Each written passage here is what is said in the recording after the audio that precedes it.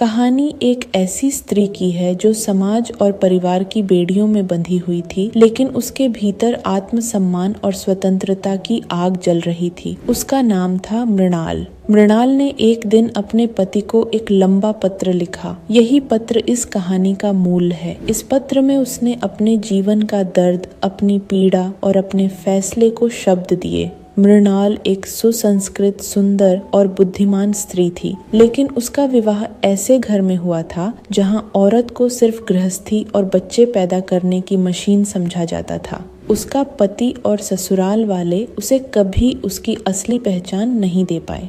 घर के पुरुष शिक्षा, राजनीति और साहित्य की बातें करते थे, लेकिन मृणाल को हमेशा यह कहकर चुप करा दिया जाता, ये बातें तुम्हारे लिए नहीं हैं। उसे रसोई, चौखट और पर्दे तक ही सीमित रखा गया।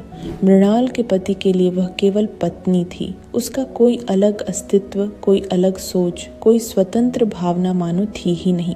वह अंदर ही अंदर घुटती रही। इसी बीच एक दिन घर में एक अनाथ लड़की भुवनमाला कुछ संस्करणों में भुवना आई।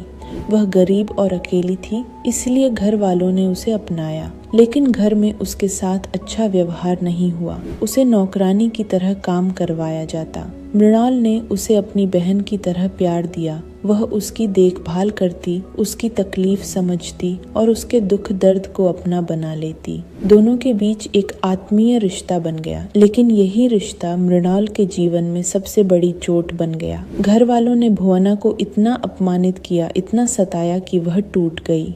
अंततः उसने इस संसार को छोड़ दिया। भुवना की मौत ने मृणाल के भीतर आग जला दी। उसे पहली बार गहराई से एहसास हुआ कि यह घर, यह समाज और यह बंधन सिर्फ औरतों को तोड़ने के लिए बने हैं। उसने तय कर लिया कि अब वह और नहीं झेलेगी। इसलिए उसने अपने पति को पत्र लिखा। पत्र में लिखा, तुमने मुझे सिर्फ पत्नी समझा, लेकिन मैं सबसे पहले एक इंसान हूँ। मेरे पास भी सोच है, भावनाएं हैं, जीने की चाह है। मैं अब इस घर की दीवारों के भीतर कैद नहीं रह सकती। मैं जा रही हूँ, हमेशा के लिए। मृणाल ने यह भी लिखा कि भुवना की मौत ने मुझे सिखाया कि औरत अगर खुद अपनी आज़ादी के लिए नहीं लड़ेगी तो कोई नहीं देगा।